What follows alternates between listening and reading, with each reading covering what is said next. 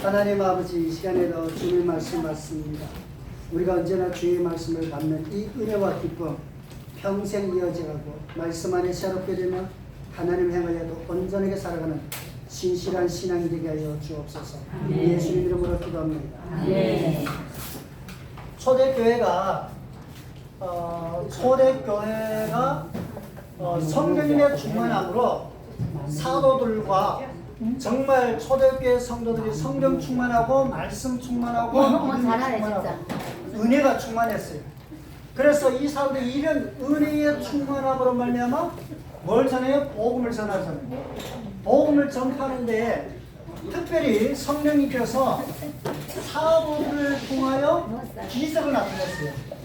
기적이 나타나고 표적이 나타났어요. 그랬더니 수많은 사람들이 예수를 믿게 된 거예요.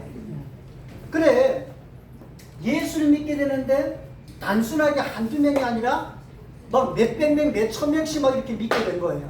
이로 인해서 유대 공회가 뭘 느냐면 압박을 느낀 거예요. 이거 이대로 놔뒀다가는 이게 우리가 끝장나겠다. 이거 이대로 놔뒀다, 이 사람들 이대로 놔뒀다가는 우리 유대교가 무너지고 이스라엘의 기독교가 되겠다. 이 사람들 압박을 느낀 거예요. 사실은 이때는 이 유대교에게 절호의 기회였잖아요. 얼마나 은혜예요. 이때 만약에 예수의 복음을 받아들였다면 이스라엘은 기독교 국가가 될 거예요. 그런데 이 절호의 기회를 그들은 받아들이지 않고 오히려 악으로 하나님의 교회를 대적함으로 말미암아 이스라엘은 여전히 그 암흑에서 벗어나지 못하는 비극이 되고, 자, 압박을 느끼니까 이 사람들이 이 압박감에 우리가 뭔가 해야 되겠는데 우리를 지키기 위해서라도 우리 유대교를 위해서라도 그래서 누구냐면 사도들을 잡아버린다. 사도들을 잡아서 감옥에 가두잖아. 사도들을 잡아서 감옥에 가뒀는데 새벽 4시 전에 새벽 전에 천사가 이 감옥에 온 거예요. 그래가지고 사도들을 감옥에서 내가는데 감옥문이 열린 거예요.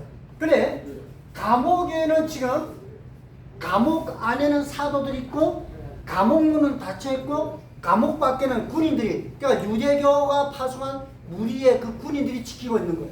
그래, 신기한 건 뭐냐? 신기한 건 감옥문이 열렸는데 사도들이 감옥 밖으로 나왔는데 그 지키는 무리들은 그 하나도 알지 못했다는 거예요. 이게 참 신기한 사건입니다. 그러니까 천사의 그 역사로 말미암아 왜 이렇게 되느냐? 저번에 말씀드렸잖아요. 천사가 그들의 눈을 가리웠고 그들의 모든 것을 가리워서 보지 못하게 알지 못하게 잠자는 상태로 만들어놨다는 거예요. 자, 우리가 이렇게 생각하면 너무 신화적이 아니냐? 너무 거짓말지 어떻게 현실로 저게 가능해? 라고 의심할지 모르지만 그게 의심하는 게 당연해요. 그러나 이거는 사건의 현실이었다는 거예요. 자, 천사가 있다? 하나님의 역사한다? 우리 인간의 눈으로 안 보이는데? 내 눈으로 안 보이는 데서 없는 게 결코 아니라는 거예요. 그렇죠? 자, 우리 현실에 봅시다. 자, 이 눈에 보이는 게 뭐가 있어요? 딱 봐도 목사밖에 안 보여요.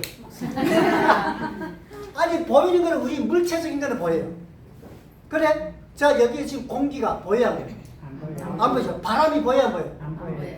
그래, 공기가 있어요, 없어요? 있어요. 있어요? 있어요. 내가 보여봐요. 안 보입니다. 자, 바람이 있어요, 없어요? 있어요. 있는데 내놓으라면 못 내놓아. 자, 여기도 전자파가, 여러분의 핸드폰이 지금 있다는 자체가 뭐예요? 전자파가 있다는 거예요. 자, 그러면 여기 왜 그것만 있어요? 미세먼지도 있을 거 아니에요? 우리가 지금 움직일 때마다 뭔가 미세먼지가 코 안으로 들어갈 수도 있어요. 그래, 보여야 안 보여요? 안 보인다는 거예요. 자, 그 다음 더 기가 막힌 거는 마음이 있어요, 없어요? 있습니다. 마음이 있어요, 없어요? 있습니다. 그럼 여러분의 마음이 빨간색이에요, 까만색이에요? 낸데 있는데 왜 못 내놔요? 낸데 있는데 왜 못 말해요? 낸데 있는데 왜 이거를 설명 못 하는 거예요? 자, 우리가 그렇잖아요. 여러분들이 뭐 남편이든 부모든 자식이든 형제를 사랑한다 그러죠. 그렇죠? 자, 안 되는가 보다. 자, 사랑하잖아요. 그러면 자식이 그럴 거예요. 엄마 보고, 엄마 그 사랑이 무슨 색깔이야? 그 사랑이 어떤 거야? 뭐라고 설명할 거예요? 투명. 네? 투명. 안 보여. 안 보여요? 안 보여요. 그래 사랑이 있다 그 말이에요. 예. 그래 사랑이 있는데 사랑을 뭘로 설명하겠나? 친절함. 느낌? 아 느낌은 뭐 아무 사람에 다 느낌이 나오지. 아니 친절함으로. 친절함? 아무 사람 다 친절함 있죠. 사랑이라는 거는 표현 못해요. 사랑이라는 어떤 것으로도 설명할 수 없는 게 사랑이에요. 여러분 사랑을 설명하는 순간에 사랑이 아니에요. 말이 좀 이상하게 들을지 모르겠어요. 사랑은 인간의 언어로 설명할 수 없는, 그거는 인간이 본능적으로 느낄 수밖에 없는, 그건 어떤 설명할 수 없는 용어예요. 여러분 사랑이라는 거 설명 어떻게 해요? 어떤 뭐 수학 공식으로 설명하겠어요? 뭐 무게 단위로 설명하겠어요? 어떤 돈이라는 가치관으로 여러분 돈이라는 가치관을 사람을 매길 수 있어요? 그러니까 돈의 가치관으로 매길 수 있는 것은 진짜가 아닙니다. 말이어서 복잡하게 느끼겠지 그렇죠. 모르겠는데 돈으로 하는 거는. 돈으로나 어떤 것으로 매길 수 있는 것은 그거는 진짜가 아니에요. 그러니까 사랑이라는 것은 설명할 수 없는 아주 신비한 어떤 삶의 본질적인 영역이지, 그거는 인간의 언어로 지식으로 뭘로 설명할 수 없는 참 신비한 게 사랑이에요. 그 사람의 감정이라는 그거 똑같잖아요. 이 감정이라는 것은 사랑이 아니에요. 그래 이 감정이라는 게 참 신기한 거는 자기의 성격에, 자기의 어떤 외부적인 것에, 자기의 어떤 영향에 의해서 이 감정이라는 게 작동하잖아요. 그래 그걸 어떻게 설명하겠어요? 설명 못하는 거예요. 그러니까 우리가 있는데 설명 못하는 것들이 너무나 많아요. 우리가 갖고 있는데 말할 수 없는, 형용할 수 없는, 어떻게 표현할 수 없는 것들이 우리에게도 너무나 많다는 거예요. 그래 가장 결과적인 사람의 죽음에 대해서 어떻게 설명하겠냐. 그러니까 이거 뭐는 있는데 설명하지, 인간 세상에도 있는데 설명하지 못하는 게 너무 많은데 있다고 말해요. 그렇다면 하나님이나 천사 내 눈에 안 보인다고 없다라고 말하지 말라는 거예요. 그래서 중국말에 닝커 신치요 뿌커 신치우라고 있다라고 믿으라고, 없다라고 말하지 말라는 거예요. 그래서 우리가 그 천사가 이렇게 역사했다는 거예요. 그래서 사도들이 나가서 뭐냐면 천사 그리는 거예요. 야 가서 성전에 가서 이 복음을 외치라고. 자 성전에 가서 지금 새벽 전에 천사에서 나왔어요. 사도들이 성전에 가서 복음을 담대히 외치고 있어요. 그렇다면 왜 새벽에 가라 그랬을까요? 질문. 아니 해가 뜬 다음에 사람들이 많이 모일 때 가라지 않고 왜 금방 감옥에서나 밤새도록 감옥에서 힘들고 지쳤던 사도라고 나오자마자 새벽에 가서 밥도 못 먹고 쉬지도 못하고 성전에 가라 그랬을까요? 왜 새벽에? 여러분 이거 생각해 보셨어요? 자 여러분들 같으면 목사가 힘들게 주일날에 오늘 힘들게 지금 열심히 했는데 아이고 목사님 빨리 가서 저 가셔. 목사 기분 좋겠어요? 아 나도 힘들어 죽겠다 좀 쉬고 가지. 지금 상황이 그런 상황이라고요. 밤새도록 지금 감옥에서 힘들었잖아요. 새벽에 나왔으면 먼저 가서 잠 자고 편안하게 밥도 먹고 몸이 회복된 다음에 성전에 가서 설교나 말씀처럼 당연한데 왜 새벽에 나와서 성전 가서 왜? 그러니까 지금 제자들 뭐예요? 사도들이 새벽에서 감옥에 나와가지고 성전에 가서 외치고 있답니다. 왜 새벽에?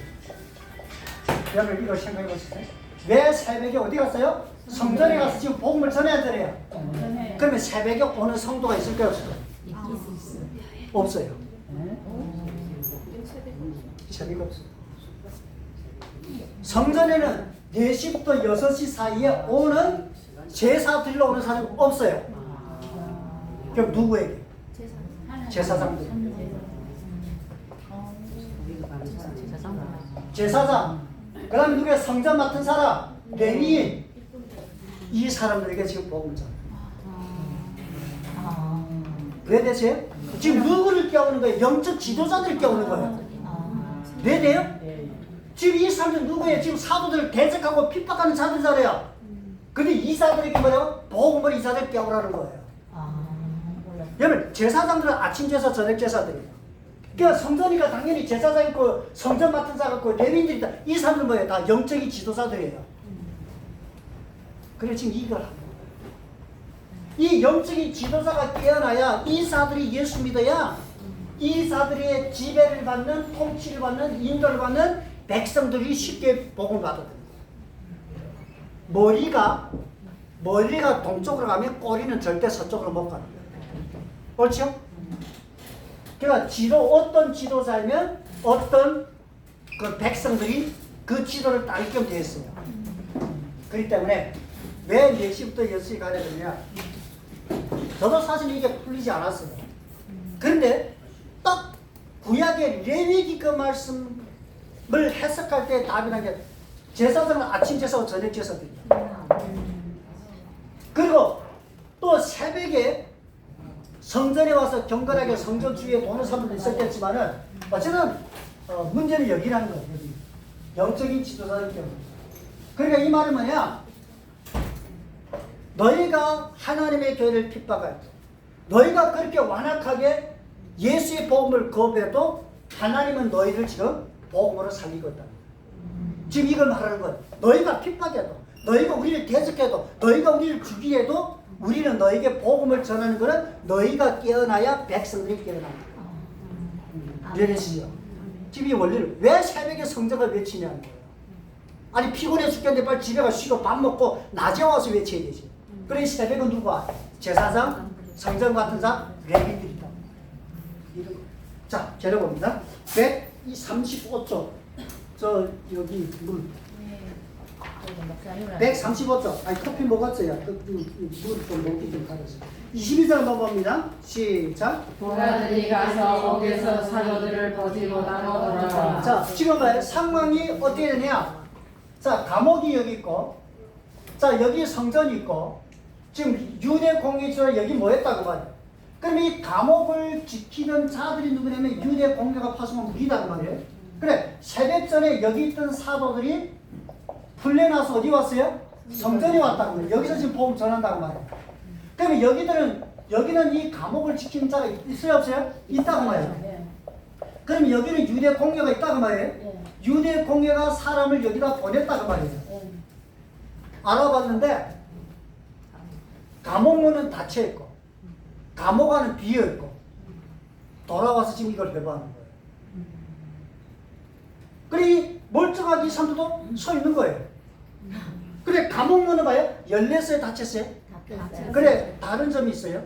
사도들이 나올 때는 감옥문이 열렸어요, 닫혔어요? 열렸어요. 그래 지금 감옥문이 닫혔어요. 그러면 감옥문을 여신 분도 천사, 감옥문을 닫은 분도 천사다. 근데 열고 닫는 속에 감옥문은 철로 됐단 말이에요. 소리 난다고 말이에요. 그런데 이 사람들은 전혀 인식하지 못해요.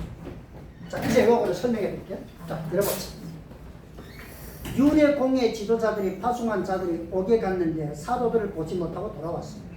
이 말씀을 보면 성전과 사도들을 가두었던 감옥은 떨어져 있는 것으로 보이는 거예요. 알겠죠? 성전과 감옥이 떨어져 있다고 말해요. 제가 그림을 잘 그린 거예요. 자, 구체적으로 얼마 떨어졌는지는 알 수 없습니다. 그들이 감옥에 갔으나 사도들을 볼 수 없는 것은 사도들은 이미 천사의 구출로 옥에서 나왔고 성전에서 생명의 말씀 예수 그리스도 복음을 가르치고 있기 때문입니다. 그러나 그들은 이 모든 일이 어떻게 된 것인지를 알 수 없는, 풀 수 없는 수수께끼와 같다. 그렇죠? 지금 이거 전에 얼마나 당황했을까요? 이게 뭔 일이지? 사람은 멀쩡히 있고 옥문도 같이 있는데 왜 집안은 비었지? 응당 이 정도면 반성해야 될 거 아니에요. 사람이 아무리 둔해도 사람이 아무리 완악해도 사람이 아무리 고집이 세도 이 정도의 신비한 일이 이루어졌으면 뭔가 이게 뭐야? 도대체 이들이 누구야? 이거를 반성해야 되지 않겠어요? 그래서 사람은요 완악하고 고집세면요 때려 죽여도 돌아가요. 인간이 그래서요 얼마만큼 답답했으면 잠언서에 가보면 이렇게 말합니다. 소 등에는 막대기, 땅나귀 등에는 채찍이다. 그러니까 소와 땅나귀가 얼마나 고집셌으면 그거를 두드려 패겠네. 근데 이게 참 인간의 완악함이라는 것이 얼마나 완고한지 참. 자, 넘어갈게요. 그럼 재령. 하나님 은혜로운 역사가 아무리 많이 나타나고 온 우주에 가득 차 있어도 영적 소경으로 사는 자와 하나님을 불신하는 자들은 결코 하나님의 은혜로 볼 수 없지만, 그러나 하나님을 진심으로 믿는 자들은 호흡할 때마다 하나님 은혜를 알며 체험하며 감사하며 기뻐하며 감격하면서 하나님께 영광 돌리면서 또 하나님 말씀에 따라 하나님 보시기에 좋은 믿음에 서는 삶입니다. 이 우주 전체가 다 하나님의 은혜예요. 모든 게 다 하나님의 은혜. 그러니까 모든 게 다 하나님의 은혜인데 하나님을 불신하거나 완악하거나 그거를 인지하지 않는 사람, 인정하지 않는 사람 눈에는 모든 것이 자연적이고 모든 것이 그렇게 존재하는 것뿐이고 모든 것이 그렇게 된 것뿐이라고 생각합니다. 다시 말씀드릴게요. 하나님 안 믿는 믿음이 없는 사람, 불신하는 사람의 입장에는 천지만물의 모든 것 말이면 자연스러운 거고 그렇게 존재하는 거고 그런 것뿐이에요.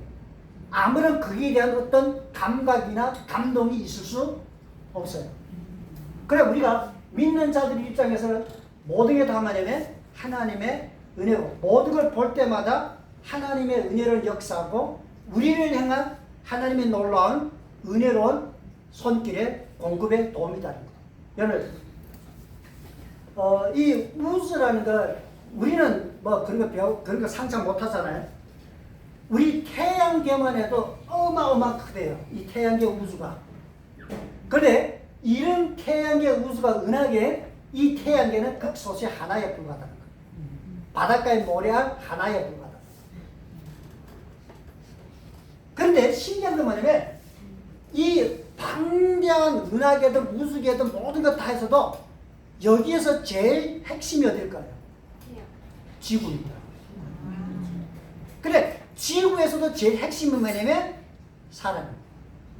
이 방대한 우주라는 전체 존재가 누구냐면 하나의 인간을 위해서 존재합니다. 그게 하나님의 역사. 그 생각에 하나님께서 여러분과 저라는 이 인간의 존재를 위해서 지금 방대한 우주를 어마어마한 우주를 움직이고 있다는 거예요. 그래 우리 눈에 볼 때는 그것이 자연스럽고 그저 그런가 보이지만은 이 모든 걸 움직이시는 분이 하나님이고 그런 목적이 뭐냐? 여러분과 저를 존재케 하고 여러분과 저에게 하나님의 은혜를 주시거나 하나님의 역사의 손길을. 그래 우리는 그거를 이해하지 못합니다.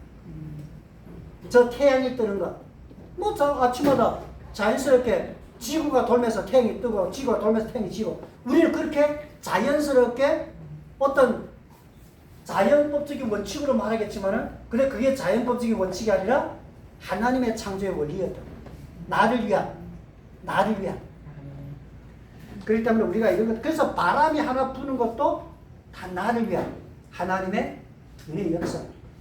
자, 우리가 물을 마시잖아요. 물을 마실 때마다 이 물을 주신 하나님 감사합니다. 그게 먹어요? 자연스럽게 먹잖아요.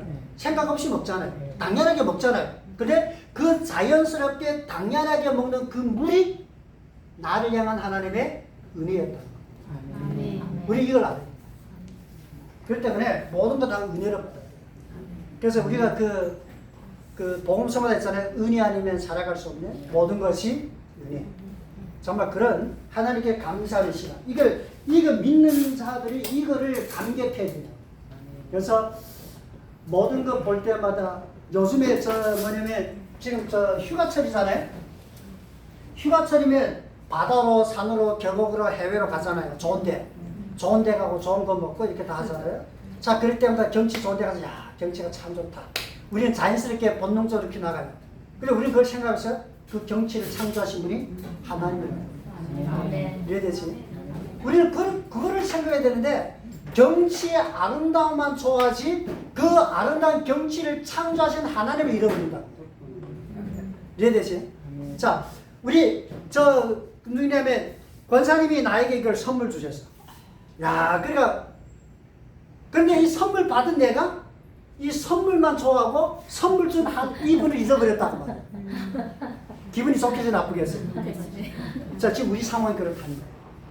하나님이 모든 걸 우리에게 은혜를 줬는데 우리는 그 은혜를 좋아하지 그 은혜를 주신 그분을 잊어버리고 있다는 거예요. 그게 참 문제는 그게 문제예요. 자, 내려보세요. 23절 봅니다. 시작. 이를 우리가 보니 어느 그날에 잠기고 지키는 사람들이 무대에서 있으되 문을 열고 문을 들어가는 한 사람도 없으리라. 아멘. 아멘. 유대 공예 지도자들이 파송한 무리들이 옥에 갔다가 돌아와 유대 공예 지도자들을 향하여 말하기를 우리가 보니 옥은 든든히 잠기고 그렇죠? 옥이 봐 천사가 옥에 갇힌 제 산호들을 끌어낼 때 옥문이 열렸다고 말이에요. 그래 지금 가보니까 옥문이 닫혔다고 말이에요. 그러면 성경이 여기서 말하는 두 가지 주제가 있어요. 하나가 뭐냐면 옥문을 열림. 그럼 옥문을 여신 분도 지금 천사지만 사실은 천사도 하나님 보냈잖아요. 그러니까 옥문을 열신 분도 하나님이고.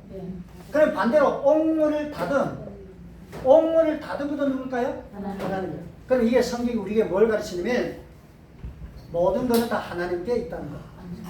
열 수 있는 것도 닫을 수 있는 것도 열리는 은혜도 닫히는 은혜도 다 하나님께 있는 거예요. 자, 그럼 제를 봅니다. 서인대 문이 열고 보니 그 안에는 한 사람도 없더이다. 이 말을 하는 자들과 옥을 지키던 자들과 지금 이 말을 듣는 유대 공예 지도자들까지도 다 놀라며 어리둥절한 상황입니다. 그러면 이 정도면 아까 얘기했지만 유대 공예 지도자들이 뭔가 생각해야 될 게 있지 않을까요? 야, 저들이 누구가? 왜 이런 신비한 역사가 일어나는가? 뭔가 신앙인이라면 뭔가 신앙적으로 생각해야 되고 분석해야 되지 않겠어요? 지금 상황이 그거 아닙니까?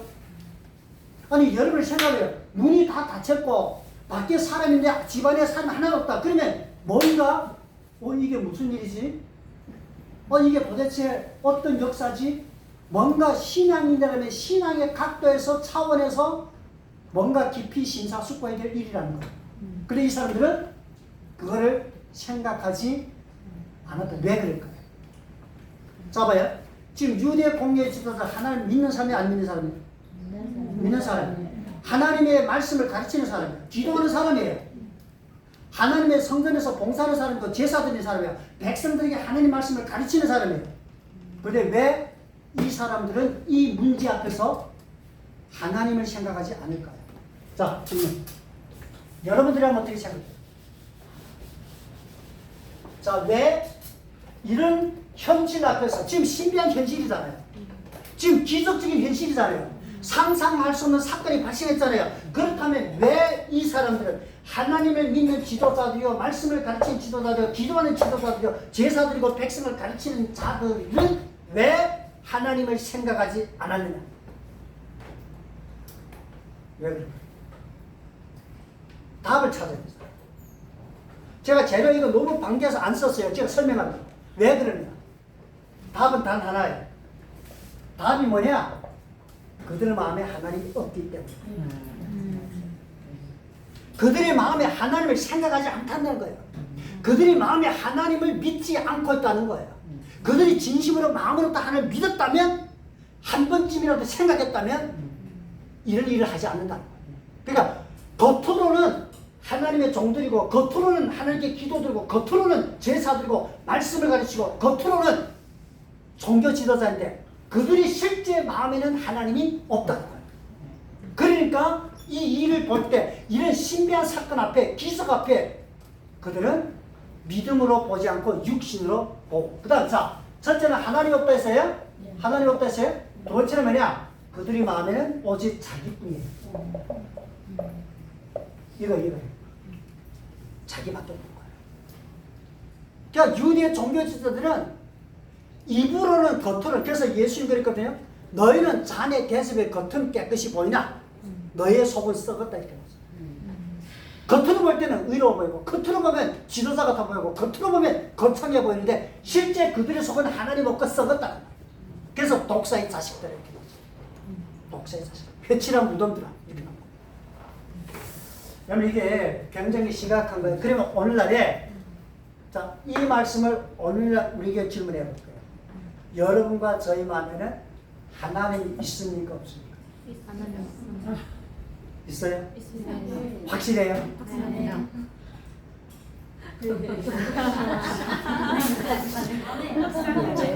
좀 우리 그거는 집에 가서 생각해 보세요. 이게요. 제가 왜 이런 질문을 하냐면 우리가 자 입으로 하는 신앙과 마음으로 하는 신앙은 다릅니다. 정말 신앙이라는 것은 우리의 마음에서 진심으로 우러나오는 그 감격 안에서 주님을 바라보는 그 신앙이 살아있어야 돼요. 그렇지 않으면 우리의 신앙이 이 사람들과 다를 바 없는 오늘날에 우리가 이런 존재예요.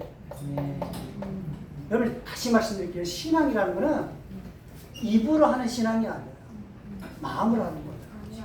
정말 내 심령에서부터 그 하나님을 감격하며 그 하나님을 향하여 몸부림침, 좀 그런 몸부림침이 내 안에서 막 파동을 일어나야 돼요. 그렇지 않으면 우리는 하나님과 나는 별개일 수 있어요. 이 사람들처럼. 그래서 자 넘어갈게요. 그러면 제가 한번 봅시다. 옥문은 잠겼고 옥을 지키는 자들도 옥문 앞에 서 있는데 옥 안에는 한 명도 없다는 것은 하나님을 믿는 자라면 당연히 이것은 하나님 놀라운 역사라고 인정할 것인데 지금 그들은 하나님을 불신하며 하나님을 대적하는 자들이기에 이런 신비한 사건 앞에서도 하나님께 회개하지 않고 여전히 자신들의 죄악으로 달려가고 있다. 그렇죠? 이게 현실이에요. 그러니까 겉깍대기 저는 저 자신도 그렇겠지만 겉깍대기 나는 이상하지 않아요. 본질적으로 그 마음에서부터 정말 우러나는 거야. 이게 중요한 거예요. 겉깍대기는요 다 그런 척 할 수 있어요. 그럴듯하게 할 수 있어요. 정말 겉깍대기는 희게 할 수 있어요. 아름답게 할 수 있어요. 그러나 그 내면에는 예수님이 말씀한 대로 회칠한 무덤. 여러분 그 무덤이라는 게 뭐냐면 우리식 무덤으로 생각하면 안 돼요. 예? 유대인들은 무덤이 몇 가지가 있어요. 요거 유대인들이 성경시대의 무덤을 좀 설명해 볼게요. 성경시대의 무덤 뭐냐면 자기 무덤이 있어요. 그 자기 무덤이 뭐냐면 자기 그 어떤 땅이나 산이나 거기다가 무덤을 파가지고 자기 가정 식구들이 무덤이 있어요. 이거는 자기 무덤이에요. 자, 그 다음에 두 번째는 무슨 무덤이 있냐면 그 무덤이 없는 무덤이 있어요. 또 말이 이상하게 무덤이 없는 무덤이. 이 말은 뭐냐면 행인이나 나그네나 고아나 과부나 어떤 외국인이나 죽었잖아요. 그럼 그 사람들은 무덤이 없는 거예요. 자기 무덤이 없으니까. 그래 그 사람에게 무덤이 있어요. 무슨 무덤이냐? 전문 이런 사람을 묻는 무덤이 딸려 있어요. 그래서 무덤 없는 무덤이라 이거. 뭐 말인지 되죠? 그럼 이런 사람들 어디다 묻느냐? 길 옆이나 그런 데다가 땅을 살짝 파가지고 무덤을 그러니까 묻어요. 그러면 이제 흙을 덮잖아요. 그럼 거기다가 뭘 하냐? 흰 뱃가루, 흰 우리 그 옛날에 시골에서는 그거를 뿌리는 거예요. 그거를 뿌려가지고 그걸 내려서 둥그랗게 하든지 아니면 네모 반듯하게 하든지 무덤처럼 표기해놔요. 뭔 말이 되죠? 이 옷보다 회칠한 무덤이에요. 어서 회칠한 무덤이 뭔지 알겠죠? 그러니까 겉으로는 회칠했으니까 하얀데 안은 뭐죠? 이 사람 썩었다고 말이에요. 지금 이걸 말하는 거예요. 그래서 회칠한 무덤. 근데 이런 무덤은 쉽게 노출됩니다. 비 오거나 시간이 흐르면 이 무덤은 위에 끼가 씻겨지고 그 다음에 모래나 뭐나 씻겨지려고 하면 안에 썩은 게가 드러나는 거야. 그래서 이런 무덤들은 보통 길 옆에 많이 있거든요. 그러면 이 길이 있다고 말이에요. 길이 있다고 말이에요. 그러면 행인들이 헬린들이 가다가 잘못 발디디면 이 무덤을 받치면 그 사람의 시신이 뼈 같은 거 닿으면 이 사람이 부성해져요. 이 사람이 부성해지면 성전에 가서 제사 못 드립니다. 알겠죠? 그래서 여기 길 옆에다가 그 폐마나 글자 써요. 여기는 무덤입니다. 이렇게 알려주는 거예요. 네, 그렇게 되는 거예요. 자, 그런 것들은 도움이 되시면 돼요. 자, 넘어갈게요. 제가 천사가 사도들을 옥에서 구출한 사건은 본장에만 있는 것이 아니라 사도행전 12장에도 있습니다. 그리고 이 사건과는 좀 다르지만 사도행전 16장에도 이런 일들이 있습니다. 그러니까 천사 구출의 사건은 단순하게 어떤 신비한 성경 시대만 끝나는 게 이게 오늘날에도 천사들은 놀랍게도 어떤 곳에서는 역사하고 있는 사건이에요. 여러분 그 중국에 하나님과 어딘가 그분이 그 간증까지 한 게 예루살렘이든가 뭐 하여튼 그분인데 그분이 갇혔대요. 근데 그분이 간증에 그렇게 나오더라고요. 감옥에 갇혔는데 중국 공안들이 안이 그래 툭툭 바뀌는데 하나님께서 오늘 구출하는데 나오더라고요. 신발 딱 베드로의 그 구출 사건처럼. 그 신발 신고 자기 집 환상 보는 거 했다. 그래 신발 신고 가는데 걸으라는 거예요. 그 걸을까 옥문이 열리더라는 거예요. 그 옆에 보니까 군인들이고 지킨 사람들 다 있는데 자기를 모르더라는 거예요. 그래서 첫째 문, 둘째 문 나와가지고 그래 나와가지고 간증했어요. 그 사람이. 실제로 중국에 하남에 있었어요. 사건. 그 사람 책까지 썼을 거예요. 그래서 돌아다니면서 그 간증을 많이 하신 사건인데, 그러니까 이런 것들이 어떤 성령의 역사에 천사의 역사들은 아직도 진행되고 있다고 나는 이건 확신합니다. 자, 들어봐요. 우리는 비록 천사의 도움으로 육신적 감옥에서 석방된 적은 없지만, 그러나 우리는 예수 그리스도의 구속으로 말미암아 영적 죄악의 감옥에서 벗어나 자유했다. 아멘. 알겠죠? 아멘. 자, 우리는 육신의 감옥에 이런 석방 같은 건 안 일어났지만, 우리 영적 감옥에서 예수님의 구속으로 자유했어 안 했어요? 했어요. 자, 우리는 비록 천사의 도움으로 육신적 감옥에서 석방되는 체험은 하지 못하였으나 우리는 날마다 성령님의 은혜와 말씀의 은혜와 하나님 도우심과 보호와 인도하심과 하나님께서 다양한 손길로 공급하심의 은혜를 체험하며 살고 있다는 거예요.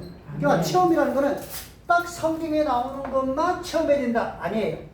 비록 그런 것은 아닐지라도 우리는 다양한 통로로 다양한 하나님의 은혜를 체험하고 있다는 거예요. 아시겠죠? 그래서 이 체험이라는 단어와 같이 쓰는 단어가 여러 가지 있어요. 하나가 뭐냐면 알다. 그 다음에 맛보다. 이게 체험이라는 단어와 똑같다. 체험이라는 단어, 그러니까 TN이잖아요. 몸으로, 실제 몸으로 체험하는 거. 그러면 알다, 맛보다. 예를 들어 알다라는 단어를 분석하면 두 가지예요. 하나는 지식적으로 안다. 하나는 경험적으로 안다. 자, 커피를 알아요, 몰라요? 알죠? 네. 자, 지식적으로 알죠? 네. 그래, 커피를 많이 사나? 이거는 경험적으로 아는 거예요. 그러니까 지식적으로 아는 것도 안다, 경험적으로 아는 것도 안다. 그러면 어느 게 더 실제적일까요? 경험적이죠. 그래 사람이 고집세게 이긴대요. 아, 진짜 그렇대요. 서울 가본 사람이 야 서울 가는 게 이렇더라. 서울 한 번도 못 가봤는데 지식적으로 하는 사람이 야 서울은 이렇더라. 그래 그 고집센 놈이 이기는 거예요. 그래 그러니까 알다라는 말이 곱하는 거예요. 지식적으로 한다, 경험적으로 한다. 그래 실제적으로 가장 효과적인 거는 경험적이에요. 자, 그럼 맛보다 똑같은 거예요. 이게 맛보다라는 단어도 뭐냐면 저 봐요. 맛, 보다, 그렇죠? 네. 명사와 동사잖아요. 그렇다면 맛보다라는 단어가 뭘까요? 행동으로 체험하라는 거예요.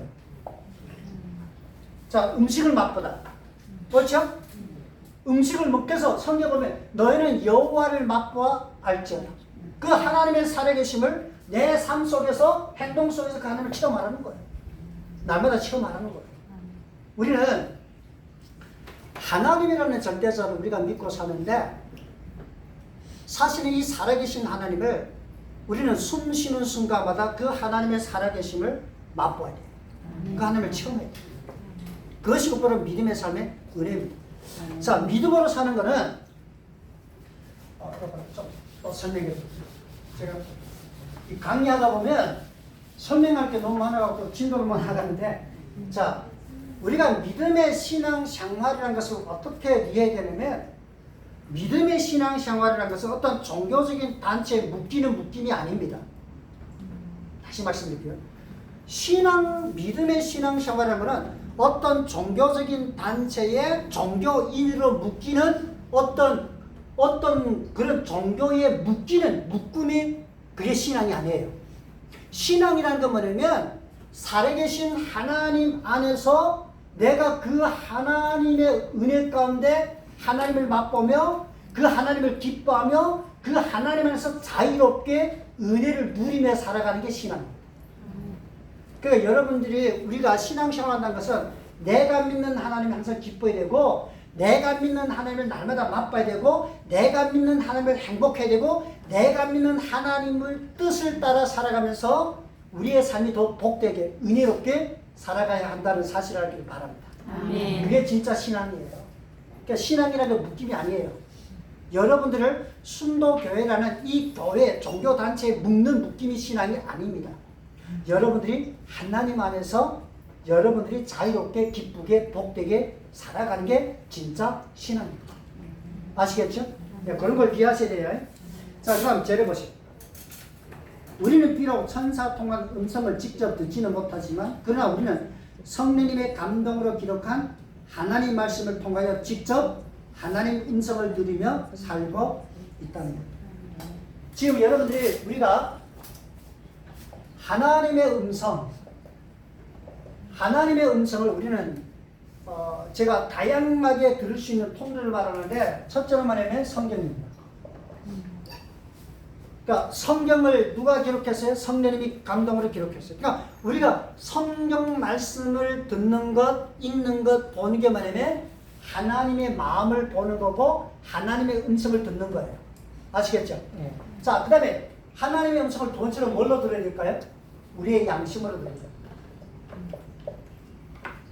그다음에 성령님이 하나님의 말씀으로 우리의 양심에 꼭 말씀합니다. 날마다 말씀해요. 그리고 우리 자신들이 그 거룩한 성령님의 음성에 귀를 기울이지 않은 것뿐이에요. 성령은 분명히 말씀해요. 그런데 왜 우리가 못 듣느냐? 우리의 귀가 너무나 세상 소리에, 자기 생각에, 인간 소리에 너무나 넓게 열려 있어서 성령님이 말하는 세미한 음성을 들을 귀가 없기 때문에 그래요. 다시 말씀드릴게요. 하나님은 말씀하는데 우리 귀가 너무나 세상에, 너무나 육신에, 너무나 여기에 널리 열려 있어가지고 이기에 듣는 것이 더 집중하다 보니까 성령님의 음성을 듣는데 소리하고 집중하지 못하는 것뿐이에요. 그렇잖아요? 자, 지금 우리가 길을 걷다 보면 소리 듣잖아요. 옳죠? 근데 그 소리가 듣는데 큰 소리에 귀가 더 많이 들려요. 그래 땅바닥에 개미가 걸어가는 소리 들릴까요? 안 들리지. 안 들립니다. 똑같은 거예요.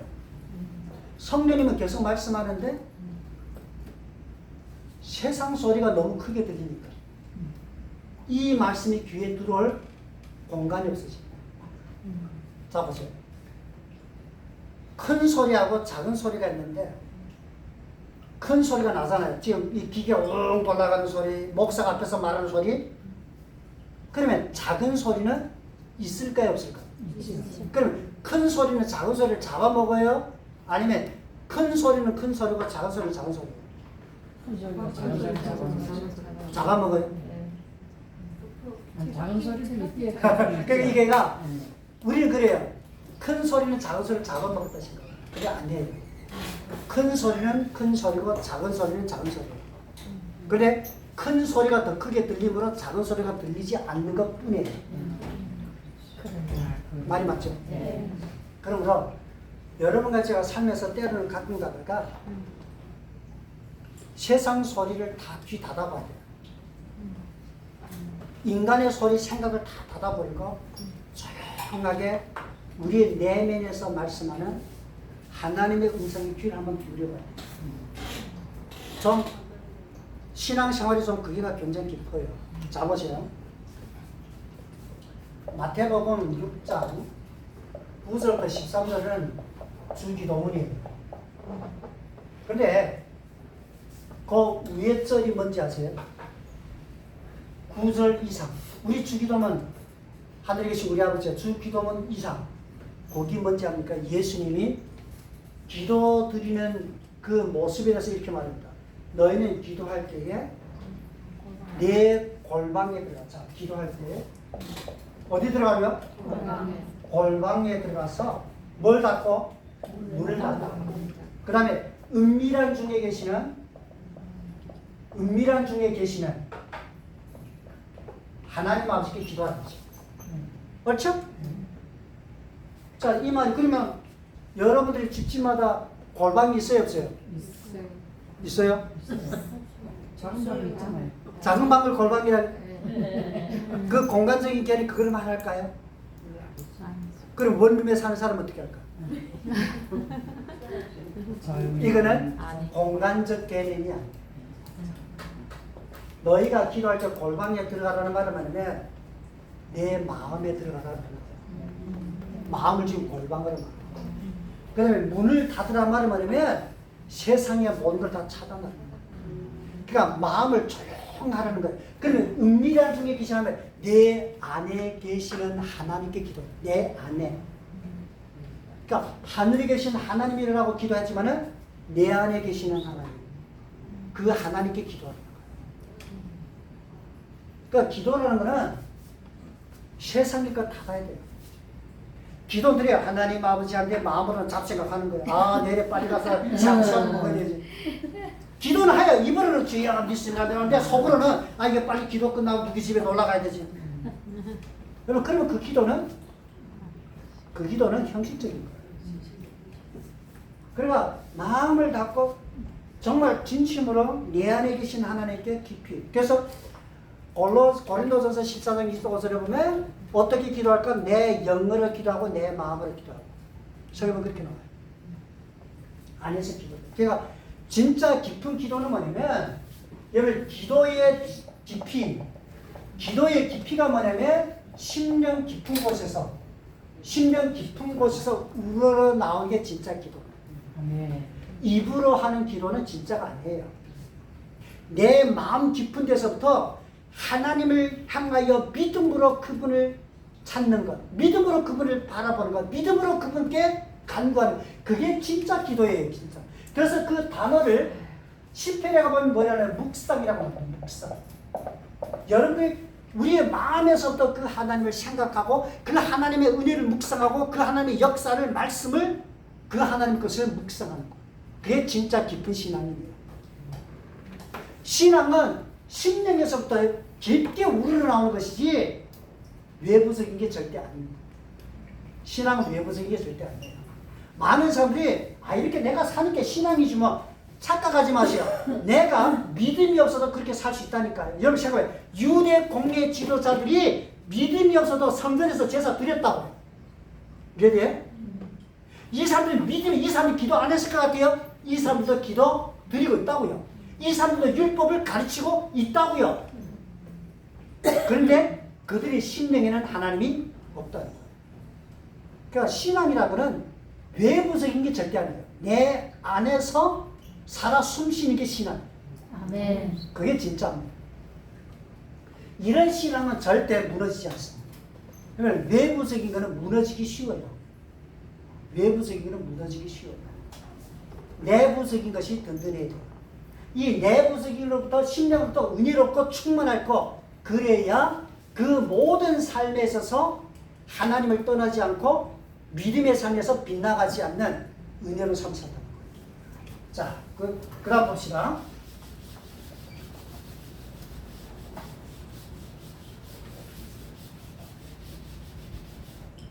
이런 게 있습니다. TV가 있는데 글자를 탁 쓰고 버튼 하나 딱 누르면 자기가 지워지면 좋겠어요. 그런 게 있는데, 예, 있어요. 내가 애기들 거 보니까 있더라고요. 예, 그런 거 좀 하나 일단 좀 알아봐가지고. 한 번씩 쭉 끄는 거? 예, 있어요. 이렇게 버튼 누르면 이게 다 지워져요. 아, 맞다. 내가 TV에서 그 인터넷에서 봤는데 글자를 막 쓰고 이렇게 텅 두르면 자기가 지워져. 맞아요. 그림 자, 24절 한번 봅니다. 시작. 성전 맡은 자와 천사들이 가르치고 이용하여 이 일을 지켜가니. 자, 성전 맡은 자와 이게 나오죠? 성전 맡은 자는 성전 내의 모든 치안과 질서 유지를 총책임 맡은 레위인입니다. 일반 사람이 아니에요. 예? 제사장들이 이 사람들은 대제사장과 모든 제사장들을 말씀하며 그 당시 유대 공회의 최고급 직위에 있는 사람들. 이 말을 듣고 의혹하여 성전 맡은 자와 대제사장들이 파송한 무리들이 돌아와 하는 말을 듣고 의혹하였습니다. 여기서 의혹하여라는 말이 뭐냐면 헬라어로 뒤에 포른로서 당황하여 허둥대는 중이었다. 안절부절 못하다. 어찌할 바를 몰라 방황하다. 어찌할 바를 라자를 빼세요. 어찌할 바를. 자, 그러니까 지금 이런 거예요. 원래는 이렇게 하라 그랬는데 자기가 하려던 목적이 빗나가갖고 엉뚱하게 다른 일이 발생했을 때 이게 뭐지? 자, 그럴 때가 있어요, 없어요? 그렇죠. 그러니까 내가 계획했던 거, 내가 원했던 거, 내가 그림을 그렸던 거는 그대로 되지 않고 그와 반대적인 현상이 일어났을 때 이게 뭐지? 마치 매를 하나 맞은 것처럼 뻥해지는 거예요. 지금 이게가 곧바로 이게 단어가 뭐냐면 의혹하여라는 단어가 그런 단어예요. 지금 자신들이 목적한 바 뭐예요? 사도들을 감옥에서 끌어내가지고 심판해가지고 죽이려는 거 아니었어요. 근데 지금 이게가 사도들이 없어지니까 빗나갔단 말이에요. 그러니까 이게 뭐지? 이게 어찌지? 그러니까 어찌할 바를 방향을 찾지 못했다는 거예요. 그러니까 쉽게 말해 방향상실. 방향상실. 지금 그런 거예요. 자, 이 일이 어찌 될까 하더니 라는 말씀은 유대 공예 지도자들이 극도로 두려움에 처했습니다. 어떻게 해야 할지 모르는 두려움과 자신들이 직위가 어떻게 될지 몰라서 말문이 막힌 상황을 표현한 말. 이 일이 어찌 될까? 필경은 자기네가 살을 가졌잖아요. 말이 맞아요, 틀려요? 예. 그거 봐요. 자, 지금 공예가 사도들을 감옥에 가뒀어요, 가뒀어요? 근데 죄목을 찾고 가둔 거예요? 죄목 없이 가둔 거예요? 죄목 없이 가뒀다고 말이에요. 그래 지금 감옥에 있는 사람이 없어졌단 말이에요. 그럼 이 사람이 죽었는지 살았는지 모른다고 말이에요. 그러면 이 가정 식구들이나 백성들이 누구에게 이 책임을 물을까요? 이 사람들에게 묻는다고 말이에요. 그 상황 그런 거 아닙니까? 그러니까 지금 당황한 거예요. 이게 도대체 이게 어떻게 될 건가? 어떻게 일을 처리할 것인가? 지금 상황이 그런 거죠. 제가 봅니다. 이런 상황이면 유대 공예 지도자들은 응당 깨어나야 하며 정신 차리고 하나님 뜻을 구하며 자신들이 마땅히 살아야 할 길을 찾아야 하는데 그들은 여전히 소경으로 살며 어둠 속에 살며 자신들이 권위에 얽혀있고 자신들의 이익만을 고려하고 있다는 거예요. 야, 이럴 때 어떻게 우리 권위를 지키지? 이럴 때 어떻게 이 사람의 생각은 하나님이 없어요. 자기들 뿐이에요.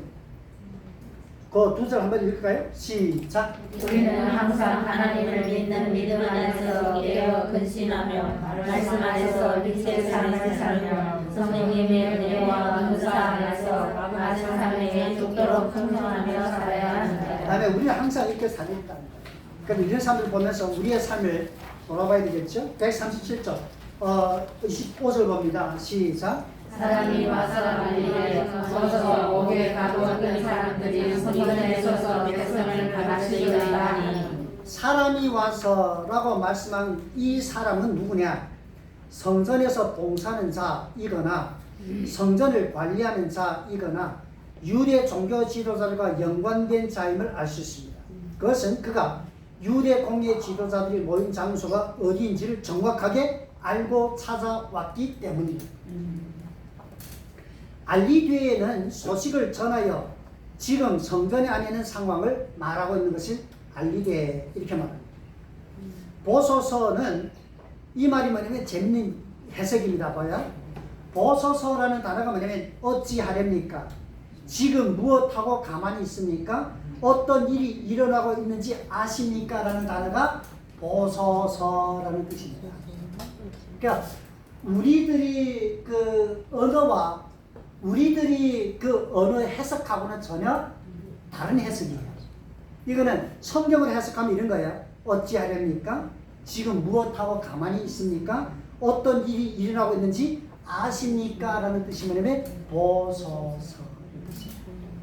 지금 그런 거 아니에요. 당신들이 지금 뭐 하고 있어? 지금 그 사람들 저기 있어. 뭔가 해야 되지 않고 왜 이렇게 가만히 어리둥절하고 있어? 지금 이 상황은 그런 거라는 거예요. 그래, 여러분들이 느끼니까 있는지 모르겠어요. 제가 강의하면 보소서 어찌겠습니까? 이렇게 강의 안 해요. 강의하는 게 제 설교나 강의 뭐냐면 딱 그 현장에 있는 것처럼 딱 그 사건이 우리 눈으로 드라마 보는 것처럼 어찌 보면 내 삶에 현실적으로 실감 나게끔 제가 그렇게 강의하는 거예요. 그러니까 이 땀을 많이 흘리는 거예요. 아니 진짜 그래요. 저도 그게 은혜돼요. 왜냐면 마치 내가 그 현장에 있는 것처럼 마치 내가 그 현장을 보는 것처럼 마치 그 현장을 다시 재현하는 것처럼 이게하고 보라면 실감 있고 살아있고 영감 있는 설교예요. 아멘. 그게 다릅니다. 그래서 보소서 어찌하겠습니까? 이런 뭐 감동이 있어요 없어요? 없잖아요. 그런 거예요. 감사합니다. 자, 전해보세요. 옥에 가두었던 사람들이 성전에 서서 백성을 가르치다 하니 유대 종교 지도자들이 옥에 가두었던 자들이 어떻게 옥에서 나왔고 지금 성전에 서서 백성을 가르치고 있는데 이 어찌된 일이며 유대 종교 지도자들 왜 이렇게 앉아만 있느냐라는 말이 이 말의 해석입니다. 보소서, 당신들이 감옥에 가뒀지 않습니까? 그 사람들 지금 성전에서 가르칩니다. 당신들이 왜 이렇게 가만히 있습니까? 뭔가 행동해야 되지 않겠습니까? 지금 이 말이가 어찌된 일입니까? 그들이 지금 성전 가르치고 있습니다. 지금 그런 얘기 아니에요. 그러니까 이거는 지금 어찌할 바를 몰라 하는 유대 종교 지도자들에게 하나의 구명의 떠조와 같은 거예요. 이 사람들은. 왜? 지금 봐요. 사도들이 죽었다면 자기네도 끝장나는 거 아니에요. 그래 성전에 지금 가르치고 있다니까 자기네가 할 일을 자기네가 다시 깨어날 명분을 지금 찾고 있는 거 아니에요. 그러니까 지금 어찌할 바를 모르는 자들에게 지금 뭐예요? 이 사람들이 와서 회고하는 말을 하는 말은 이 사람들을 살게 만드는, 근데 이거는 사실은 좋은 일이 아니라 나쁜 일이죠. 이건 더 하나님의 교회를 대적하는 악의 결과를 초래합니다. 자, 들어보세요. 지금 사도들은 하나님께서 천사를 통하여 지시한 대로 성전에 서서 담대히 생명의 말씀 예수 그리스도 복음을 백성들에게 전파하면서 목숨을 걸고 생명을 살리는 일을 하고 있지만 유대 공회 지도자들은 방해자와 대적자 되어 생명의 역사를 가로막고 있다. 사도들은 생명의 길을 열고 있으며 유대 공회 지도자는 생명의 길을 가로막는 모습을 보면서 오늘날 우리 자신들의 삶이 다른 사람에게 어떤 모습인가를 돌아봐야 합니다. 봐요.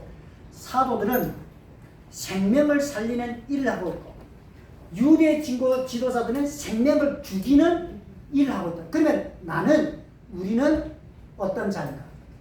그걸 보세요. 첫째로 시작. 살리는 삶인가 죽이는 삶인가. 그러니까 살리는 삶인가 죽이는 삶인가. 자, 둘째 와요.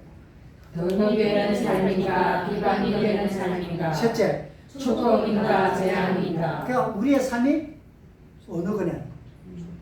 다른 사람을 살리느냐? 다른 사람을 죽이느냐? 아니면 덕이 되느냐? 아니면 비방이 되느냐? 축복인가? 재앙인가? 어느 게 더 많다라고 생각합니다. 그러니까 우리는 이걸 아셔야 돼요. 우리는 우리 나름대로 정말 선하게 착하게 생명이 되게 축복이 되게 산다 할지 모르겠지만은 그러나 그 과연 내가 볼 때 내 삶은 괜찮다라고 우리는 평가할 수 있어요. 어떤 평가를 내리든 간에. 그러나 우리의 신변의 사람이 나를 볼 때 어떻게 평가하느냐, 이거는 또 다른 차원입니다. 내가 나의 자신을 볼 때 그래도 이만하면 괜찮지 뭐, 그래도 내가 이만하면 착하게 선하게 살지 뭐, 내 자신에서 하는 평가하고 내 신변에 있는 사람이, 그러면 여러분들의 신변에 있는 사람이라면 누굴까요? 네? 주변 사람들? 남편이겠죠. 물론 맞아요. 근데 제일 가까운 가정 식구예요. 내게 제일 가까운 사람이 나에 대한 평가는 어떠냐는 거예요. 그 사람의 평가가 어찌 보면 99%가 될 수 있어요. 왜? 내가 보지 못하는 나를 내 옆에 있는 사람이 더 잘 볼 수 있어요. 이게 현실입니다.